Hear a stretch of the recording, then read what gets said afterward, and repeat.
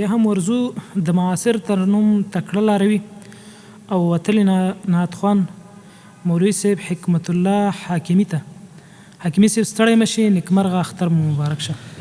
بسم الله الرحمن الرحیم. خدای دې د ایمان مبارکي درکړي، الله عزوجل دې په ایمان ښایسته کړه.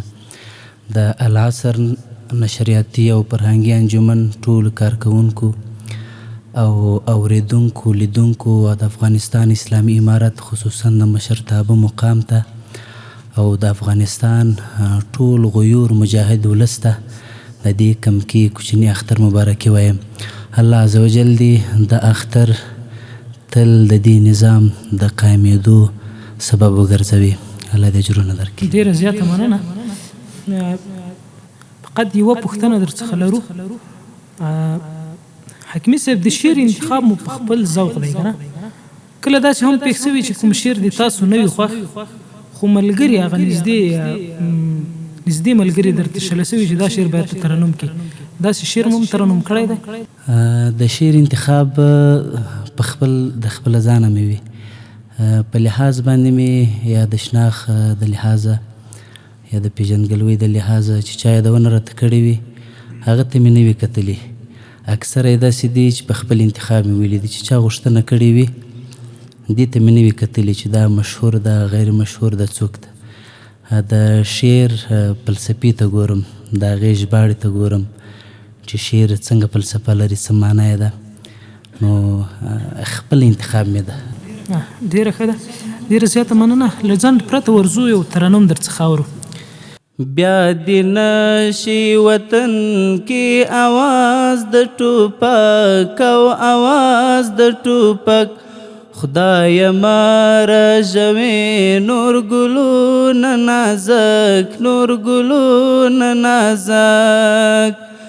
بیا دې نشي وطن کې آواز د ټوپک او آواز د ټوپک، خدای ما رژوي نور ګلونه نازک نور ګلونه نازک.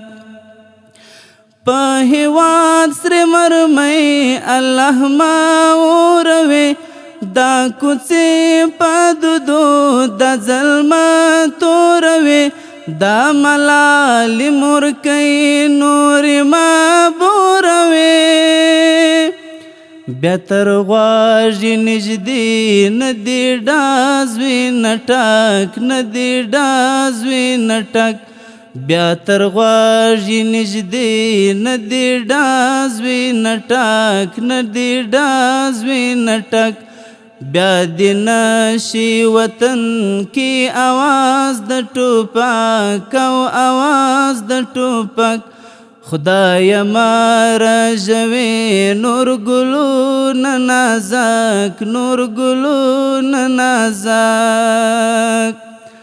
اور دې نه سوځوي سپین کالي دلالي، نه دې زړه پرې کوي او سیلۍ دلالي، نه په وینو څېره ګلابي دلالي.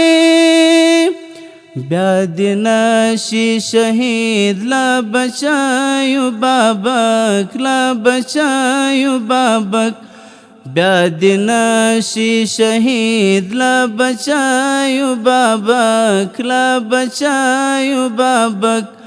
بیا دې نشي وطن کې آواز د ټوپک او آواز د ټوپک، خدای ما رژوي نور ګلونه نازک نور ګلونه نازک. جزاکم الله خیره، ډېره زیاته مننه.